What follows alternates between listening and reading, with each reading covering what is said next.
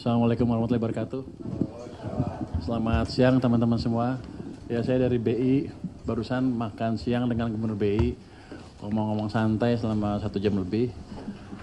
Sebenarnya tujuan saya cuma satu, dapatkan siang gratis. Kalau Gubernur BI makannya enak, tapi kita diskusi sedikit lah tentang sinkronisasi kebijakan. Jadi kebijakan saya dengan Bank Sentral tuh sinkron, nggak ada yang beda sebetulnya. Cuman kan kadang-kadang di luar anggapannya kami dengan BI seolah berlawanan. Enggak, kami sinkron, selaras, harmoni lah. Apalagi tadi dia ngasih makan bebek goreng yang enak banget. Terpaksa saya sama dengan dia pandangannya ke depan.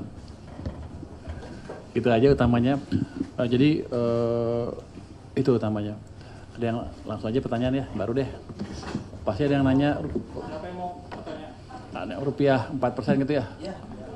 Itu yang tanya-tanya orang. Orang nuduh saya tuh, itu kebijakan Menteri Keuangan, ya kan? Mendikte perbankan untuk naikin bunga deposito dolar ke 4%. Agak dekat Pak, mic-nya agak. Ke 4%. Oh, suara kurang keras ya? Iya. Jadi, nggak ada kebijakan seperti itu. Saya nggak pernah nyuruh Danantara atau keuangan atau bank untuk naikin bunga deposito seperti itu. Memang pernah diskusikan waktu itu saya bilang di istana bahwa akan ada insentif ke pemegang falas supaya mindahin falas dari Singapura ke Indonesia kira-kira gitu.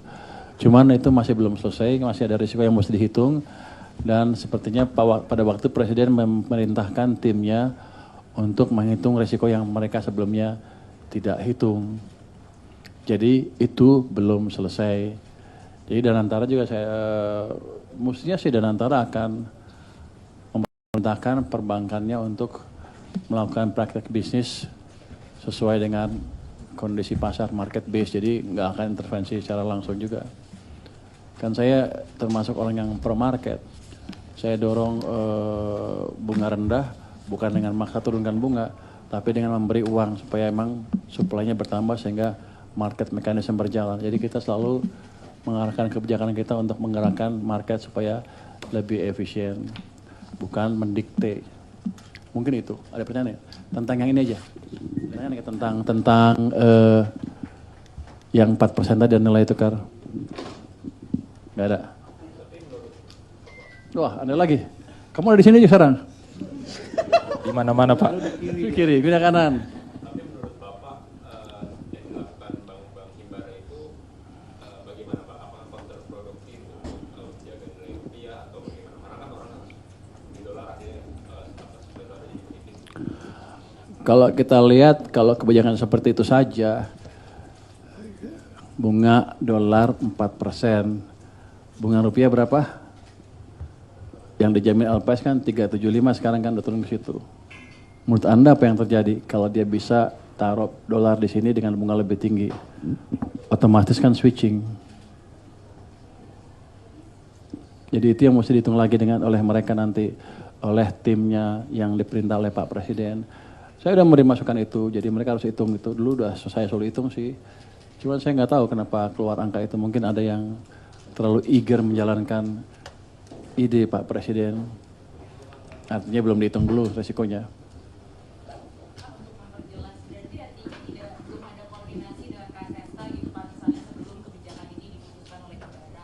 Belum. Bahkan dari yang saya tahu kan suruh pelajari dulu 2 minggu.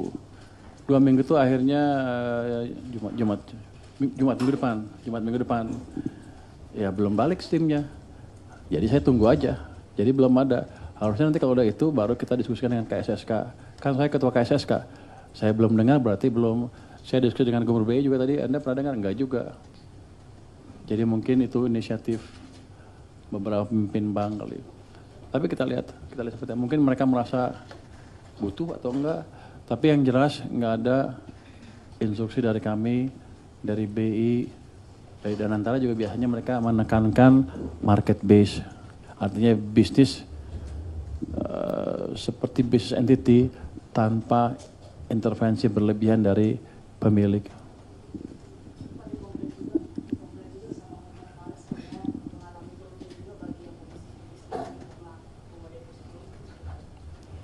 Kan udah saya bilang, itu yang saya mau.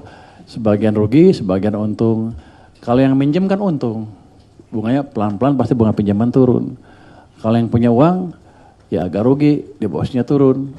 Tapi akibatnya ya kalau Anda punya uang lebih, bunganya turun kan, Anda nggak ragu untuk belanja kan.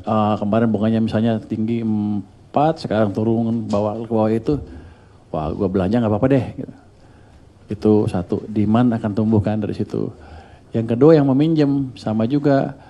Tadinya bunganya tinggi, malas pinjam, gua mesti return lebih tinggi. Tapi ketika bunganya turun, cost of capitalnya turun, jadi return dia lebih rendah dari sebelumnya. Dia nggak ragu untuk pinjam.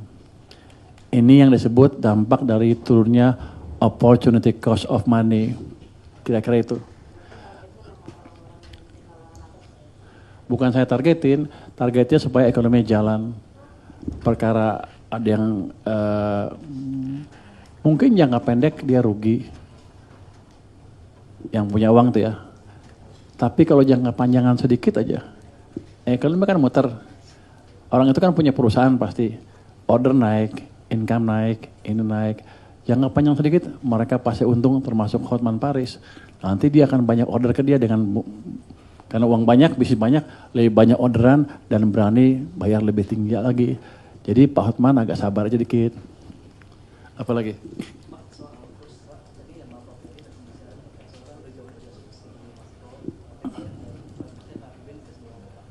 Ini kan hanya jangka pendek aja ya. Saya pikir karena ada kesalahpahaman pasar terhadap kebijakan yang katanya saya yang nentuin. Rupanya saya jago tuh. Kalau saya nentuin pasti jadi. Nggak gitu. Jadi saya pikir sekarang mungkin klarifikasi bahwa itu bukan kebijakan kami. Dan mungkin juga tidak akan diputuskan seperti itu. Karena resiko akan dihitung betul.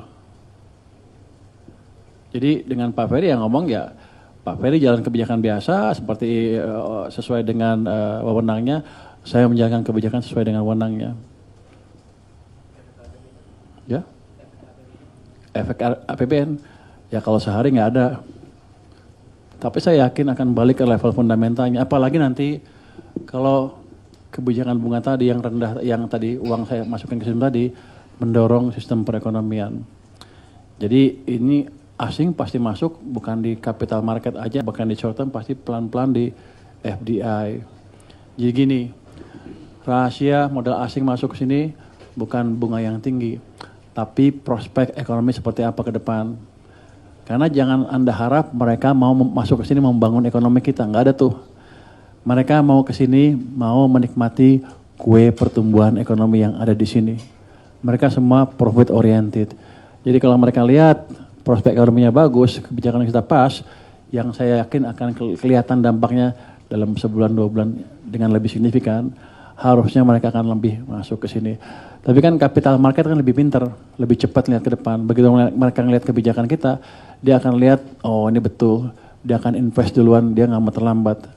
Makanya Anda lihat kan minggu lalu akhir kan asing udah mulai masuk kan besar, yang domestik takut. Ya agak aneh. Asing masuk, rupiah melemah. Karena yang tadi ekspektasi yang berbeda dari pelaku pasar domestik. Apalagi Anda hembus-hembuskan, media hembus-hembuskan kan, oh bunga akan 4% dolar. Itu otomatis men-trigger keinginan untuk switch dari rupiah ke dolar. Jadi manusia itu kalau kita lihat ya, yang mendrive mereka kalau business entity itu profitability. Sama perusahaan begitu, Anda juga begitu, orang juga begitu. Nah kita akan kendalikan di sana.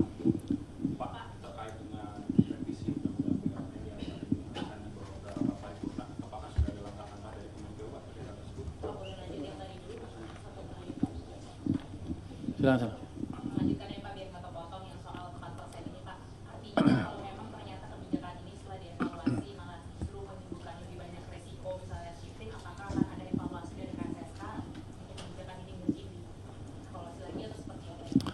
Kebijakan ini belum sampai ke KSSK. Di kantor presiden pun belum selesai analisanya. Jadi ini sebagian mungkin offside, saya nggak tahu dengan bocoran dari mana sehingga melakukan hal itu. Tapi pada dasarnya belum sampai ke KSK. Kalau ada pun nanti kami akan diskusikan dengan BI dan OJK apa kira-kira dampaknya. dan kita hitung untung ruginya seperti apa. Jadi akan kita counter check di KSSA dengan berbagai pihak yang terlibat.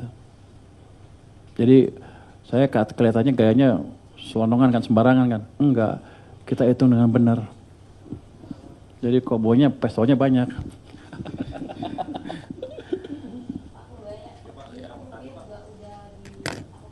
Masih rupiah dulu ya Mas, bentar.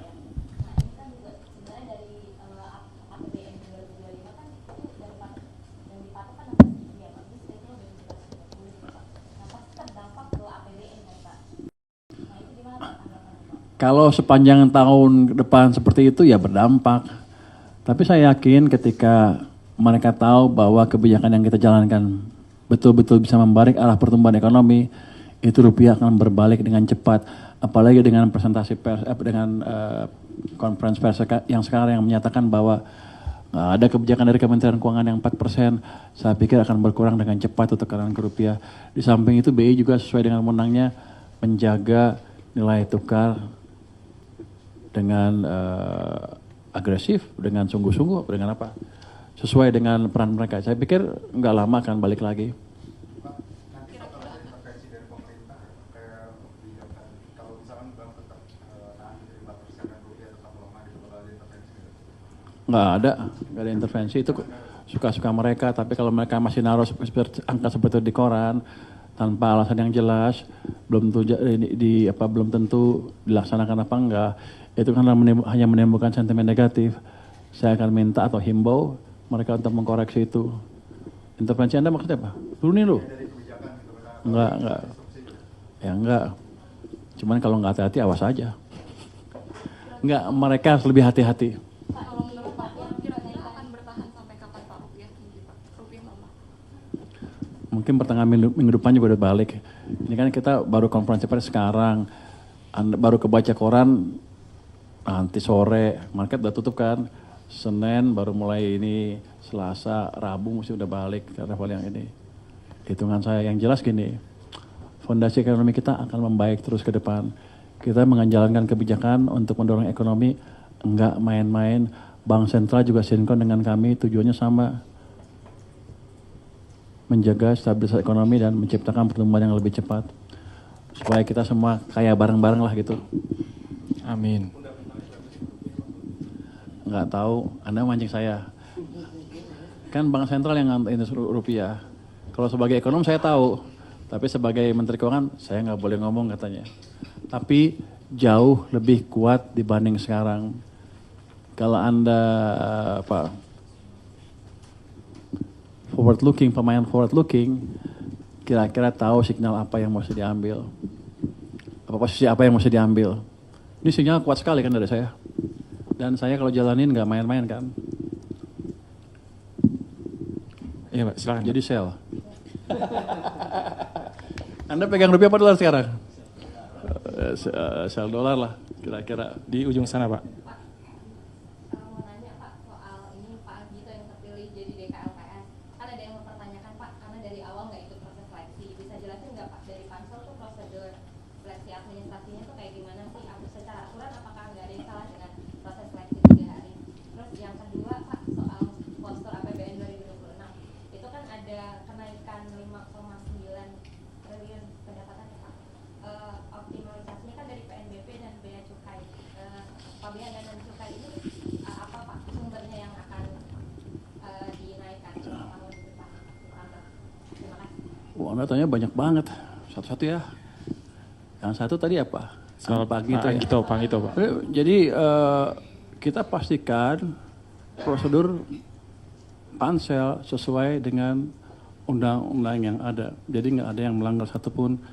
Itu penetapan pansel baru terus satu hari ya. Terus 1 hari selesai. Habis itu kami kirim calon-calonnya yang baru yang untuk ketua 1 hari juga. Sampai ke sana mereka juga cepat gerak cepat langsung dikirim ke DPR. Jadi kami bukan terabas-terabas, tapi kita percepat komunikasi dan pelaksanaan setiap langkah yang ada. Dan kenapa Pak Anto di sana sebelumnya nggak daftar? Kan tadinya calonnya saya. Begitu saya nggak ada, mereka nggak boleh dimilih. Ya udah ada calon yang kuat. Dan Pak Anggito itu orang yang kuat dan punya pengalaman cukup lama di sektor keuangan. Jadi dia tahu betul apa yang dikerjakan. Jadi LPS-nya nggak berhenti, jalannya nggak lambat, tapi tetap ngebut gitu kira-kira. Apalagi? Itu ya. Yang apa? Yang postur Pak. Ada Postur penambahan berapa? penerimaan. 2000 dari mana? Dari PNBP ya. Bisa macam PNBP dan cukai ya.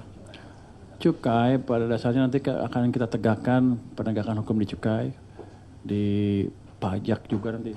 Jadi kita akan semuanya sebetulnya across the board. Itu akan diharapkan, bukan diharapkan, dihitung akan menghasilkan income yang tadi sebesar tadi 6,5 triliun rupiah, 5,9 triliun rupiah.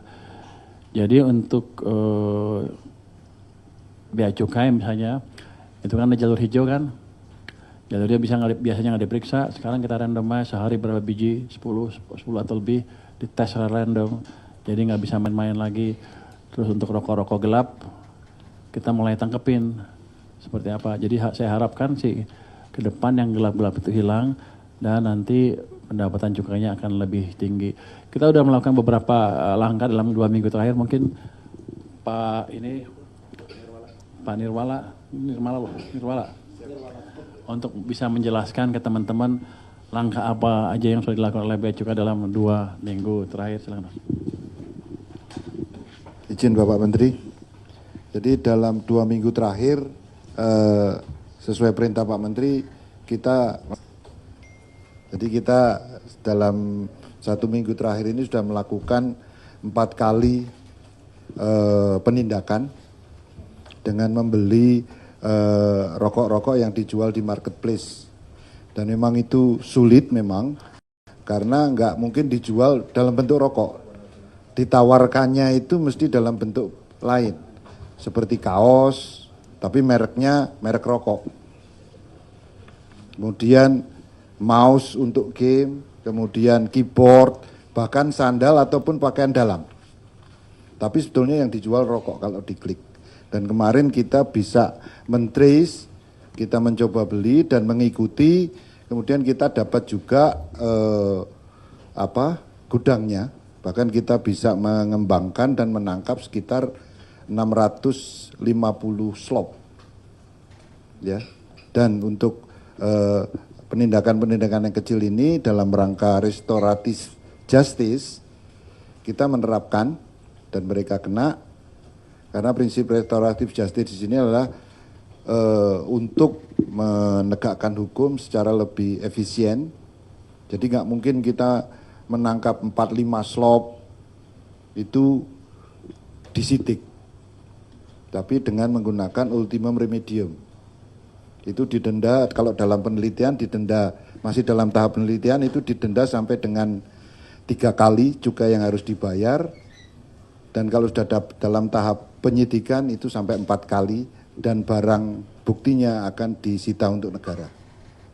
Bahkan yang terakhir kemarin sudah dibayar, yang paling besar di gudangnya itu sampai dengan 500 juta untuk ultimum remediumnya. Kemudian kita juga mengembangkan kembali operasi di pengiriman, bahkan di sini bisa kita sajikan data ini. Jadi sampai dengan bulan September itu jika dibanding dengan tahun 2024 penuh itu sudah 94%, ya.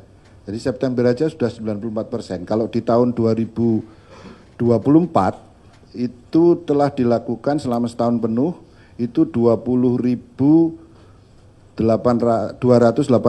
kali penindakan, dengan barang bukti berupa rokok ilegal sebanyak 792.030 batang. Juta batang. Kemudian di tahun 2025 sampai dengan tahun bulan September kita sudah melakukan penindakan sebanyak 12.041 kali. Adapun barang bukti yang bisa kita amankan sebanyak 745,949 juta batang. Jadi ini memang gerakan kita akan lebih masif, ya. Jadi baik di online maupun di pergerakan di pengiriman barang, distribusi. Bahkan tadi malam ya di Semarang maupun di Jakarta kita menangkap di Semarang itu sekitar 1,1 juta batang. Tadi malam Kanwil Jakarta juga menangkap sekitar 800.000 batang. Ya itu. Demikian Pak. Oh ada Pak. Ah filmnya. Ya nanti dikira bohongan Pak, dikira hoax nanti kalau nggak ada film. Yang dia tangkap gimana ya? Kemarin di sini dia online. Ada ya Pak, online Pak.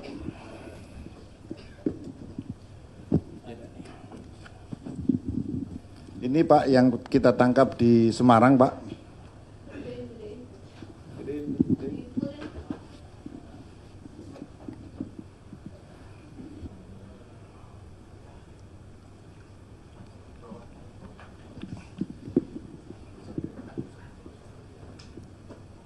Jadi kalau kita nangkep di jalan bukan kita bikin konten, tapi melakukan operasi. Ya. Ini satu mobil elf penuh, sekitar 1,1 juta batang.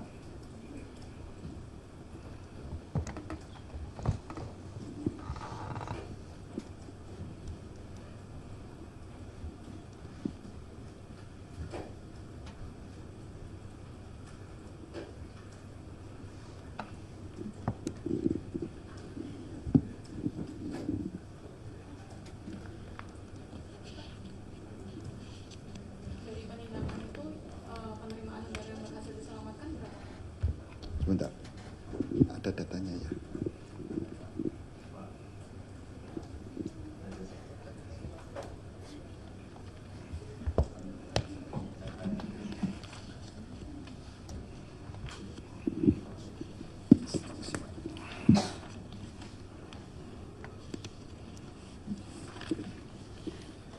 Yang 1,1 juta batang itu nilai penindakannya sekitar 1,6 miliar rupiah dan potensi kerugian negara sebesar 1,06 miliar.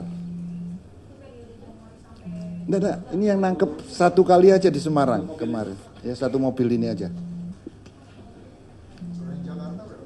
Yang di Jakarta nanti malam juga nangkap tanggal 25 malam itu sebanyak 880.000 batang di daerah Bekasi dan nilai barangnya, barang bukti sebesar 1,2 miliar dan potensi kerugian negara sebesar 672 juta. Dan dalam waktu 2 hari ya. Gitu. Oke Pak. Kira-kira itu, jadi kita serius nangkepin orang-orang itu untuk penjaga marketnya. Terus tadi ada yang nanya dari Isna Kompas ya. Tanya, apakah Pak Menteri telah ketemu industri rokok untuk bahas cukai? Saya sudah tadi pagi ketemu dengan Gapri ya, Gabungan Pengusaha Rokok Indonesia, dan ada beberapa orang di situ, antara lain dari Jarum, dari Gudang Garam, dari Bismillah, siapa lagi gitu beberapa. Ya kita masih diskusi macam-macam, mereka memberi masukan banyak sekali, cuma kelihatannya mesti dipilah-pilah lagi masukannya karena cukup rumit. Kayaknya mereka juga bingung masukan apa yang pas. Tapi saya minta mereka tulis masukannya lagi, diskusi antara mereka sehingga masukannya nggak menguntungkan satu atau merugikan yang lain. Tapi satu hal yang saya diskusikan dengan mereka, apakah saya perlu merubah tarif cukai ya? Tahun 2026 mereka bilang asal nggak dirubah udah cukup. Ya udah saya nggak rubah. Tadinya padahal saya mikir mau nurunin, dia minta saya ya udah. Dia bilang udah cukup ya udah. Jadi salahin mereka aja sendiri. Salah mereka itu nyesel. Tahu gitu minta turun. Untungnya dia minta konstan aja, ya udah kita nggak naikin. Jadi tahun 2006 tarif cukai tidak kita naikin. Tapi gini, ini kan kita sedang mencoba membersihkan pasar dari barang-barang ilegal. ada barang ilegal yang dari luar negeri, tapi banyak juga yang dari dalam negeri. Dari produk-produk yang nggak bayar pajak ya, nggak apa ini. Kalau kita bunuh semua, ya matilah mereka.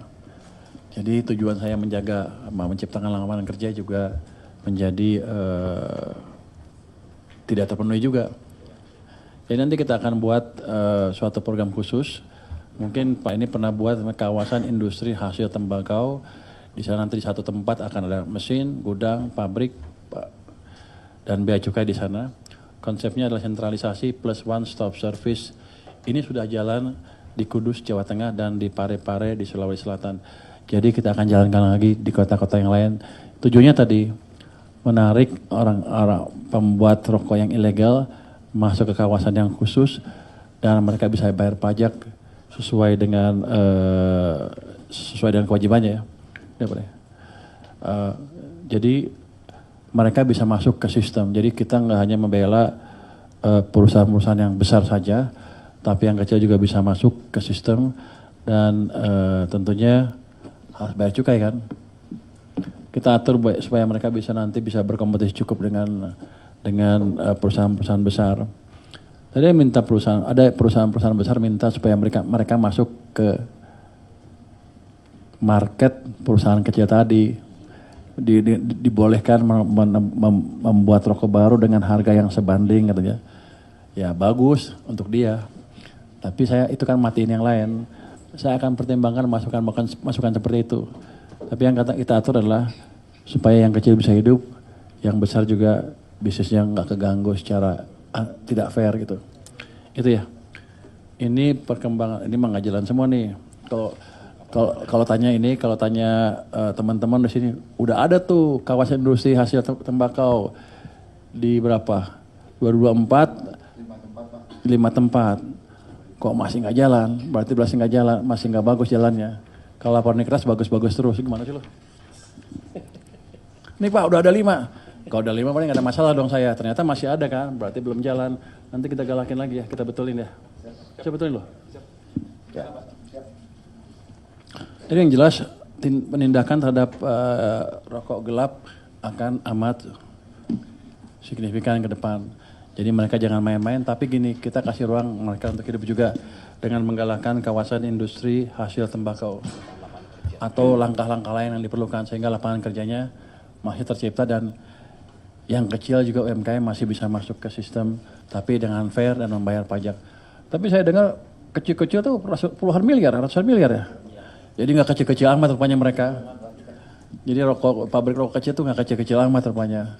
Bukan omset kecil, omset puluhan miliar ya. Jadi besar juga. Tapi tetap kita akan kasih hidup dan masukin ke tempat yang bagus dan yang legal. Ini akan kerjasama dengan Pemda juga nanti ya. Itu mungkin.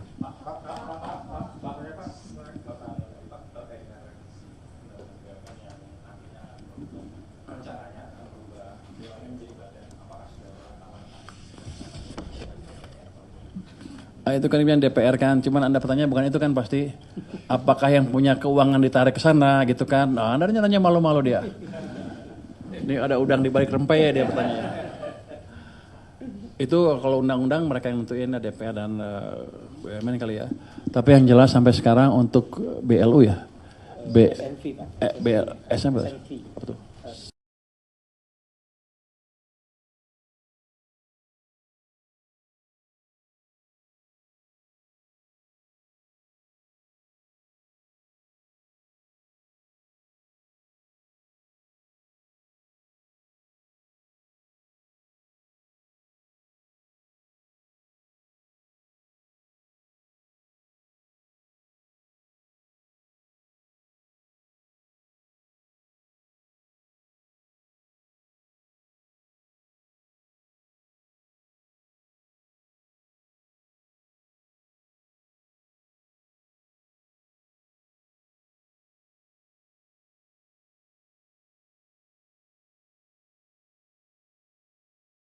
Jadi tujuan saya menjaga, menciptakan lapangan kerja juga menjadi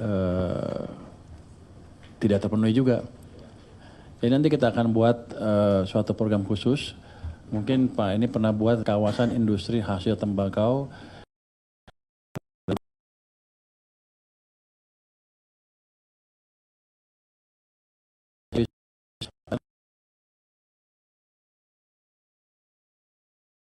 kita akan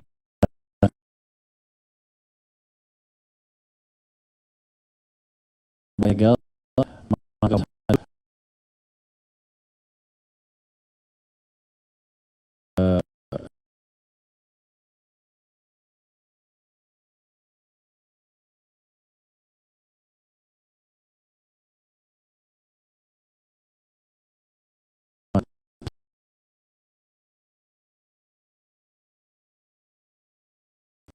kita atur buat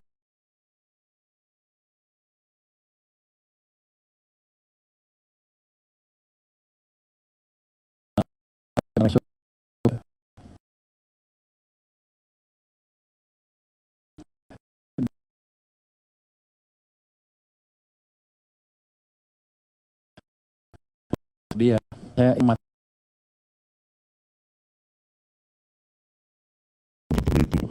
tapi yang kata kita atur adalah supaya yang kecil bisa hidup, yang besar juga bisnisnya nggak keganggu secara tidak fair gitu. Itu ya. Ini perkembangan, ini mah nggak jalan semua nih. Kalau tanya ini, kalau tanya teman-teman di sini, udah ada tuh industri tembakau di berapa? 2024 5 tempat. Kok masih nggak jalan? Berarti masih nggak jalan, masih nggak bagus jalannya. Kalau laporan keras bagus-bagus terus, gimana sih lo? Nih Pak, udah ada 5. Kalau udah 5 paling nggak ada masalah dong saya. Ternyata masih ada kan, berarti belum jalan. Nanti kita galakin lagi ya, kita betulin ya. Saya betulin loh. Ya. Jadi yang jelas penindakan terhadap rokok gelap akan amat signifikan ke depan. Jadi mereka jangan main-main, tapi gini, kita kasih ruang mereka untuk hidup juga dengan menggalakkan kawasan industri hasil tembakau atau langkah-langkah lain yang diperlukan sehingga lapangan kerjanya masih tercipta dan yang kecil juga UMKM masih bisa masuk ke sistem tapi dengan fair dan membayar pajak. Tapi saya dengar kecil-kecil tuh puluhan miliar, ratusan miliar ya. Jadi nggak kecil-kecil.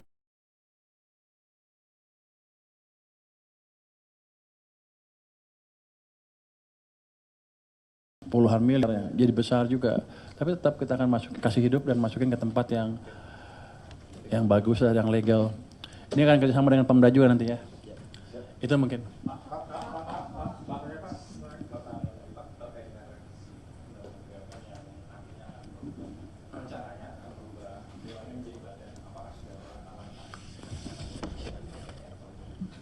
Itu kan yang DPR kan, cuman Anda pertanyaan bukan itu kan pasti. Apakah yang punya keuangan ditarik ke sana gitu kan? Nah, Anda nanya malu-malu dia. Ini ada udang di balik rempey ya dia bertanya. Itu kalau undang-undang mereka yang nentuin DPR dan BUMN kali ya. Tapi yang jelas sampai sekarang untuk BLU ya.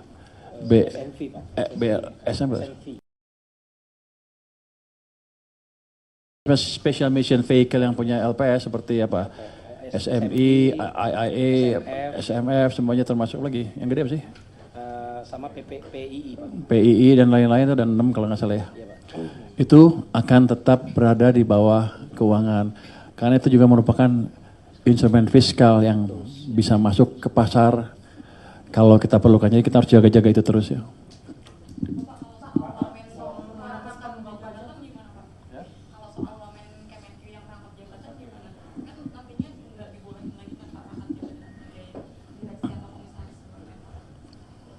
Komisaris, Wamenkyu, ya biar aja. Dia gajinya udah gede kali. Saya nggak tahu itu mereka yang undang-undang seperti itu ya. Aturan seperti itu nggak akan kita rubah. Kenapa Anda? Anda temannya Wamenkyu? Enggak. Oh ya nggak apa-apa kan. Dan dia udah sibuk juga di sini kan. Emang main-main? Enggak, saya pikir akan seperti itu. Gini kan, Menq-nya mungkin ngerasa nggak fair ya. Kan dirjennya juga boleh kan dapat itu. Tapi kan dirjen sekarang udah dipotong tuh insentifnya, jadi nggak gede-gede amat nambahnya. Jadi Menq-nya pasti bisa dikompensasi dengan hal yang lain yang ini. Gitu ya. Anda maunya gimana? Kan saya nangkap suara rakyat nih. Anda maunya gimana sebetulnya? Kira-kira gitu ya.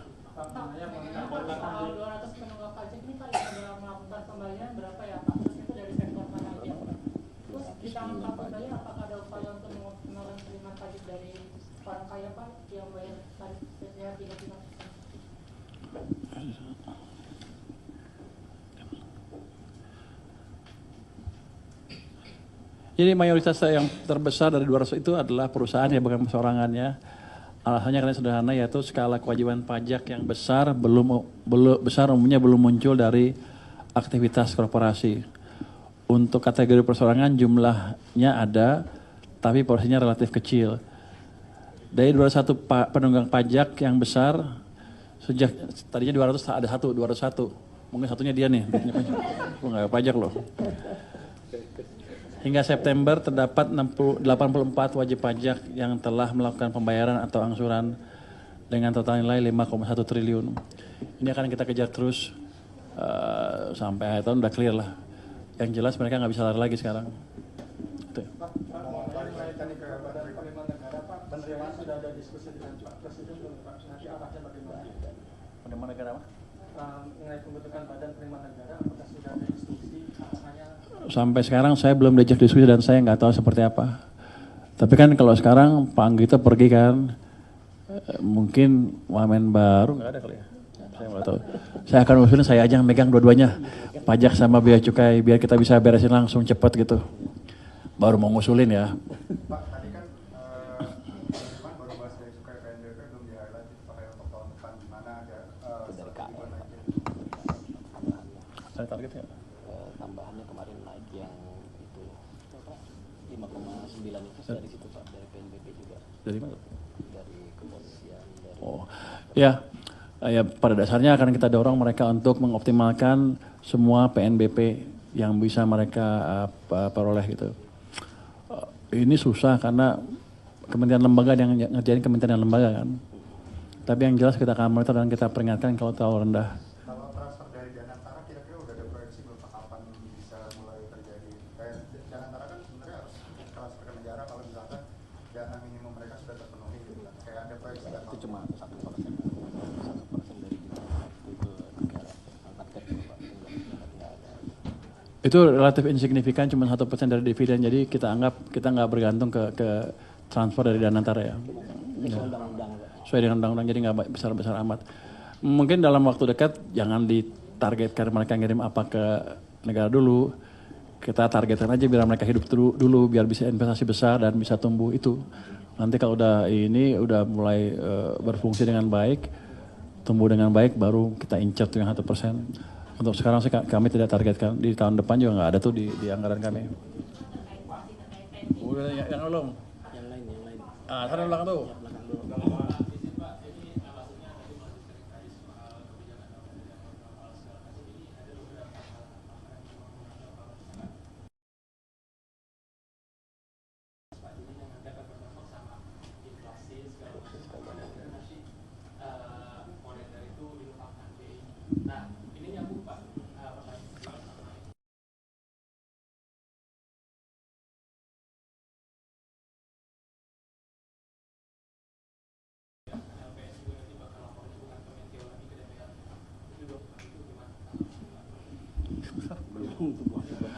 Belum ada pembahasan. Fiscal dominance.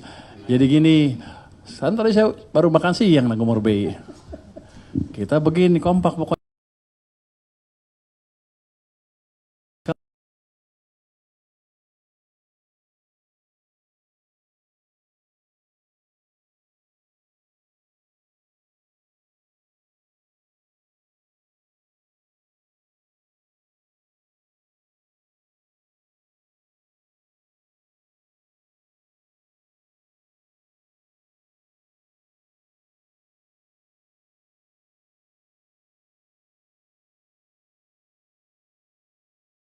Biasa nanti yang berpikir lebih keras untuk kerja. Jadi yang kerja mereka yang kerja lah.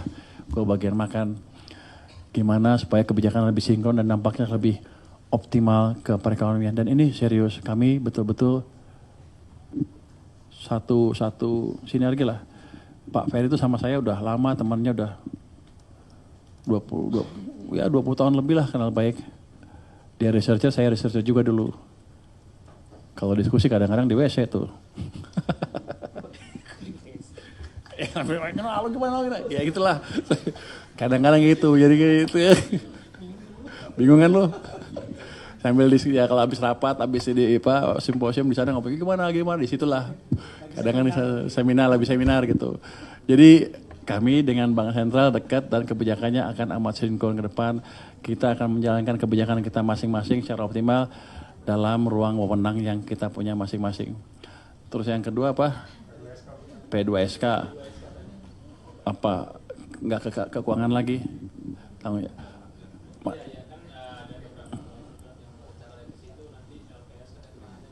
Oh itu kayaknya kalau itu kan kalau untuk LPS nggak ke DPR, kalau ditentukan pun ke sana. Tapi kalau nggak dirubah juga otomatis 2 tahun lagi ke sana.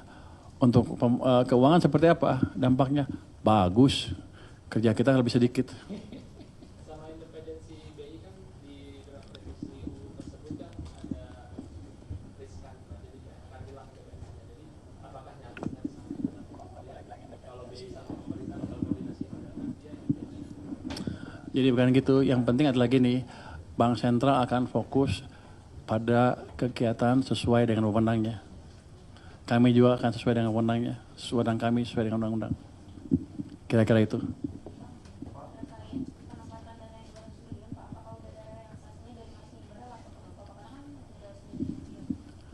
Nggak ada laporan ke saya, itu kan saya naruh uang aja di sana, habis itu suka-suka banknya. Nggak ada, nanti kapan-kapan kita intip, tapi nggak ada kewajiban melapor ke kita. Kalau Anda taruh deposito di bank, banknya suruh lapor ke Anda nggak kan kira-kira? Sama seperti itu juga. Cuman saya uangnya sekarang banyak, saya taruh jeder. Kan kita monitor, belinya di mana. Tapi nggak harus lapor, suka-suka dia. Ya tapi kalau ngelanggar yang itu ya kita marahin gitu. Kan saya pengawas Danantara juga. Kuat loh.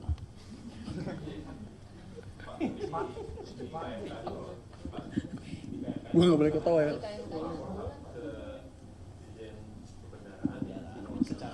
Enggak harus lapor sebetulnya, dirjennya aja pengen gaya.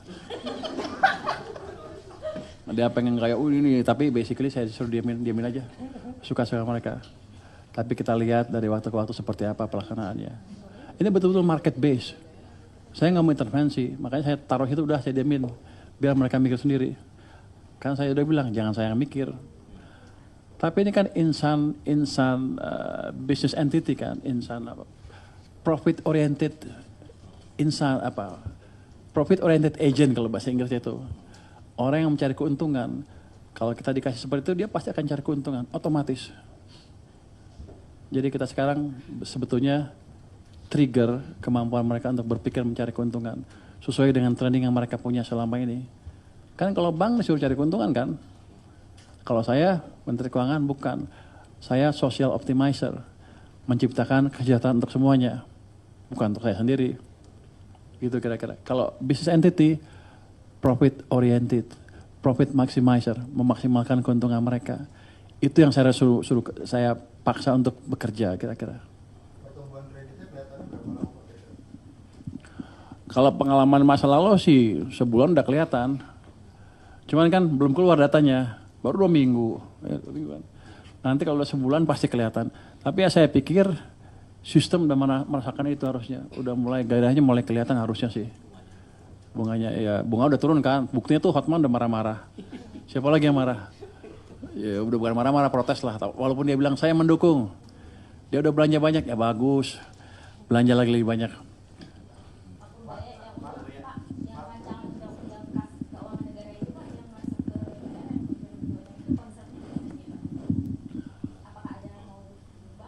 Belum ada pembahasan. Keuangan negara antum masuknya ke apa? Pasti kayak itu kan batas defisit sama batas utang kan. Arahnya ke sana. Belum ada diskusi ke sana sampai sekarang, tapi yang jelas kita akan memaksimalkan anggaran yang ada sesuai dengan batas yang ada sampai impact-nya optimum ke perekonomian. Dalam pengertian gini, uangnya nggak ada yang nganggur sampai akhir tahun gitu. Kita aktifin itu dulu. Nanti misalnya kepepet banget, baru kita pikir.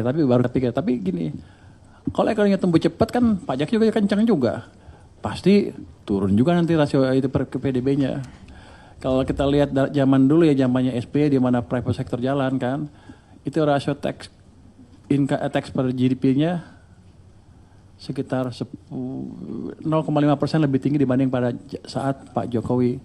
Itu udah 100, itu tuh 5,5%. Sekarang 0,5% itu sekitar 100 100 triliun lebih income saya dari situ tanpa ngapa-ngapain. Jadi nanti kita lihat kalau tumbuhnya lebih cepat lagi, lebih bagus lagi. Kalau tumbuh ekonomi kita, let's say saya berhasil mendorong ekonomi kita tumbuh tambahnya 1% dari sekarang 5 ke 6% ya. Itu kan 1% dari PDB itu sekitar 250 triliun. Tambah tadi tax ratio tambah itu 250 ya lebih 300 triliun, 350 triliun saya tambahnya. Makanya ya kita berusaha mati-matian sekarang untuk memastikan kebijakan yang saya dorong kemarin jalan, dan nanti kita nggak lama juga akan adakan di bottlenecking di private sector. Kan udah di Pak Menko Perekonomian sudah bilang kan kita akan membentuk program tim akselerasi tim akselerasi pembangunan program-program pembangunan nasional kan. Di situ selain saya dorong belanja masyarakat, belanja pemerintah, nanti saya akan buka juga forum pengaduan dari pengusaha-pengusaha dimanapun di seluruh Indonesia yang saya akan gelar perkara setiap minggu. Dari situ saya akan mempercepat private sector juga. Ya capek sedikit tapi income-nya akan besar kalau private sector jalan tadi. Jadi ini bukan satu langkah aja, ada banyak langkah nanti yang untuk memperbaiki ekonomi kita dengan cepat. Jadi mesin fiskal, mesin swasta yang didukung oleh moneter ya, itu akan dihidupkan dua-duanya. Ya nggak besok, tapi dalam waktu berapa minggu pasti akan mulai kelihatan. Pak, terkait perpajakan Pak, mungkin Pak, kemarin kan sudah sempat ada regulasi terkait penunjukan Tingamas untuk menurut pajak gitu Pak. Tapi sama Kemenkyu belum dieksekusi gitu Pak. Itu rencananya Kemenkyu mau eksekusi kapan Pak? Nah ini udah kami sedang ngetes sistemnya ya. Sudah bisa diambil, uangnya udah bisa diambil, beberapa diambil ya, jadi sistemnya udah siap. Tapi saya lihat begini, ini kan baru ribut-ribut kemarin nih. Kita tunggu dulu deh, paling nggak sampai kebijakan tadi, uang 200 triliun, kebijakan untuk mendorong perekonomian mulai kelihatan dampaknya. Baru kita akan pikirkan nanti. Tapi yang jelas, sistemnya sudah siap sekarang. Berarti menunggu ekonominya lebih kondusif dulu baru nanti. Betul. Iya, bukan, iya akan seperti itu. Semuanya, bukan e-commerce tertentu, semuanya, semua. Kira-kira begitu. Nanti kalau ada yang tertentu, ada yang nggak ikut, Anda bikin di situ, perusahaan di situ. Anda untung banyak nanti. Ya gitu. Jadi kita nggak ganggu dulu daya beli sebelum dorongan ekonomi masuk ke sistem perekonomian. Lu rajin amat lu, yang lain dah. Yang lain, lu udah berapa tahun yang lain?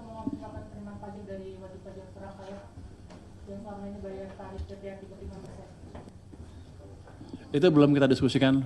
Jadi begini, kita pastikan aja mereka comply ke peraturan yang ada dulu. Jangan kabur-kabur, itu aja. Jadi kita nggak naikin tarif dan lain enggak. Tapi kan kita fair treatment.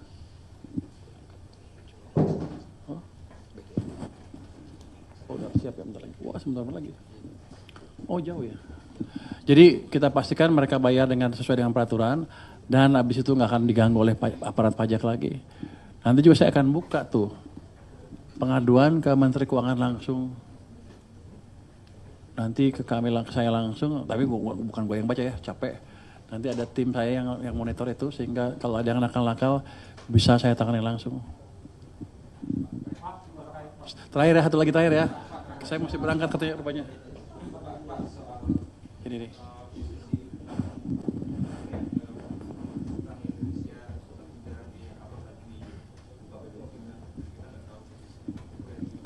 Anda tahunya berapa?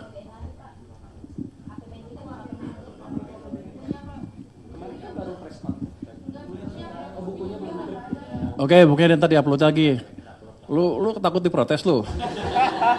Oh, lu ada angka yang sembunyiin. Keluarin lagi di-upload di ini biar mereka bisa ini. 37.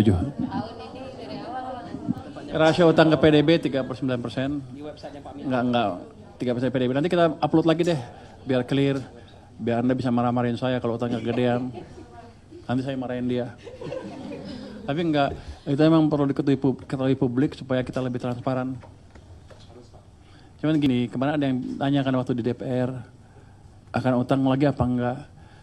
Saya ingatkan waktu itu ada masukan dari DPR, Partai Demokrat kalau nggak salah, harap kelola fiskal countercyclical. Artinya apa? Kalau ekonomi lagi bagus kencang sekali, ya kurangin utangnya. Tapi kalau lagi hancur, ya siapa yang ngasih stimulus selain pemerintah? Kayak gitu. Kita akan melakukan itu. Kemarin kan agak lambat dikit ya, kita biarkan pada level sekarang. Saya optimalkan semuanya. Nanti kalau naik kencang, ya kita kurangin. Tapi saya yakin dengan kebijakan yang baik, dengan sektor nanti swasta yang bisa berjalan dengan baik juga setelah di bottlenecking. Orang bilang kan, mana bisa Menteri Keuangan masuk sana? Saya kan cuma juru bayar, kata siapa? Rocky Gerung. Dengan tim akselerasi tadi, itu kan anggotanya banyak kementerian. Saya wakil ketua di situ, saya bisa masuk kemana-mana. Dengan kerjasama dengan Menko tentunya. Jadi nggak ada lagi istilah Pak Menteri Keuangan cuman juru bayar. Saya bisa berperan lebih aktif, apalagi instrumen fiskal, pajak dan bea cukai ada di saya. Kadang-kadang kan hambatan itu pajak yang nggak jelas, cukai yang bertumpuk-tumpuk, ininya, atau kebijakan Kementerian Keuangan yang lain. Kita akan bisa eksekusi dengan cepat. Kalau luar Kementerian Keuangan pun bisa karena tim tadi membawai berapa? 26 kementerian. Tadinya 18. Kok 18? 18 kan jumlahnya 9. 26 dong. 26 cuma 8. Oh betul juga. Ya udah 26. Kira-kira begitu. Tapi itu akan jalan dalam waktu singkat. Saya pikir sedang disiapkan kepresnya. Mudah-mudahan minggu depan bisa ke istana.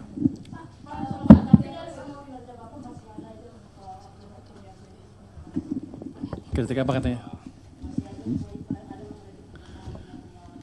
Biar aja nggak apa-apa, kan semuanya nggak bisa puas. Itu presiden aja kepilih berapa? 58, 30 aja kan nggak puas kan? Itu hal yang wajar. Tapi nanti gini, dengan berjalannya waktu, kalau saya bisa balikin ekonomi dari 5 ke 6% atau lebih lagi, Rocky Gerung harus minta maaf ke saya. Ya Rocky Gerung ya? Ya Rocky Gerung. Minta apa? Nggak minta ke publik juga nggak apa-apa.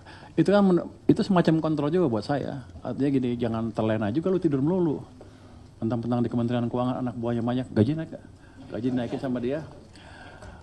Terus tidur. Saya kesini bukan untuk tidur kira-kira gitu. Itu kritik positif menurut saya. Tapi saya tahu hal yang dia bilang katanya saya cuma juru bayar, nggak betul. Saya bisa masuk sana sekarang.